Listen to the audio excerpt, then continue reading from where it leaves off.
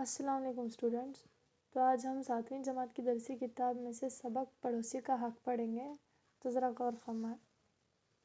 جیلان نامی قصبے میں ایک پاک طینت پرہیزگار بزرگ ہوا کرتے تھے جن کا نام شیخ عبدالقادر جیلانی رحمۃ اللہ علیہ تھا. ایک قصبہ تھا جس کا نام جیلان تھا. وہاں پر ایک بزرگ ہوا کرتے تھے. ان کا نام کیا تھا؟ شیخ عبدالقادر جیلانی رحمۃ اللہ علیہ.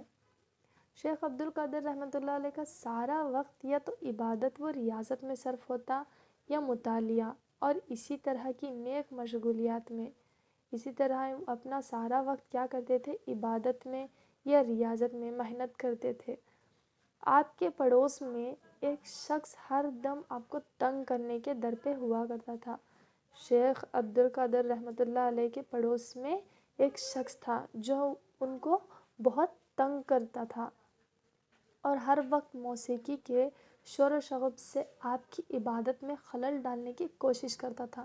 یعنی کہ آوازوں سے، شور و شرابے سے ان کی عبادت میں خلل ڈالتا تھا، یعنی ڈسٹرب کرتا تھا. مگر شیخ عبدالقادر رحمۃ اللہ علیہ ان ہستیوں میں سے تھے جنہیں کسی بھی طور سے راہ ہدایت سے ہٹایا نہیں جا سکتا تھا. یعنی کہ انہیں جا کر کوئی بات کہے، کچھ بولے، ایسے نہیں تھے وہ.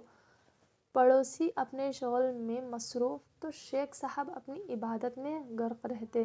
وہ اپنی موسیقی بجاتے رہتا، یعنی آوازیں کرتا، تو شیخ صاحب بھی کیا کرتے تھے؟ اپنی عبادت میں غرق رہتے. غرق یعنی ڈوبنا، اپنی عبادت میں اتنے ڈوب گئے ہوتے. اچانک پڑوسی کے گھر سے گانے بجانے کی آوازیں آنی بند ہو گئیں. اچانک ایک دن کیا ہوتا ہے، ان کے پڑوسی کے گھر سے جو ہر وقت ان کی عبادت میں خلل ڈالتا تھا، اس کے گھر سے گانے بجانے کی آوازیں آنی کیا ہو گئیں؟ بند ہو گئیں. شیخ صاحب فکر مند ہوئے کہ کیا بات ہے. آپ نے پاس پڑوس میں دریافت کیا تو پتہ چلا کہ کسی بات پر ان کے پڑوسی کو پولیس پکڑ لے گئی ہے. وہ کیا کرتے ہیں؟ آس پاس اپنے پڑوسیوں سے پوچھ تاچھ کرتے ہیں تو ان سے پتہ چلتا ہے کہ ان کے پڑوسی کو پولیس پکڑ لے گئی ہے. فوراً آپ تھانے گئے. تھانے یعنی پولیس اسٹیشن گئے اور حاکم سے درخواست کی، اگر میں میرے پڑوسی کو جرمانے کی ادائیگی سے معاف کیا جا سکتا ہے تو آپ مجھے جرمانہ ادا کرنے کی اجازت دیں. اگر میرے پڑوسی کو جرمانہ ادا کرنے پر چھوڑ دیتے ہیں تو آپ مجھے جرمانہ بھرنے کی اجازت دیں کر کے شیخ صاحب بولتے ہیں.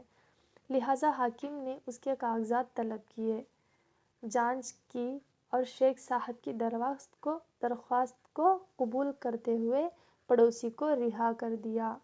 تو شیخ صاحب کی بات سن کر جانچ وغیرہ کرنے کے بعد ان کی درخواست کو قبول کر کے پڑوسی کو کیا کرتے ہیں؟ رہا کر دیتے ہیں، یعنی چھوڑ دیتے ہیں. شیخ عبدالقادر رحمۃ اللہ علیہ کے حسن سلوک کا ان کے پڑوسی کے دل پر کچھ ایسا اثر ہوا کہ وہ اپنی پچھلی حرکتوں پر بے حد شرمندہ ہوا، معافی مانگی اور آئندہ اس قسم کی حرکات سے باز رہنے کا عہد کرتے ہوئے توبہ کر لی. تو شیخ صاحب کی عادت، حسن سلوک یعنی ان کے اچھے برتاؤ، اچھے رویے کی وجہ سے پڑوسی نے کیا کیا؟ اپنے کیے پر اسے پچھتاوا ہوا اور وہ پچھلی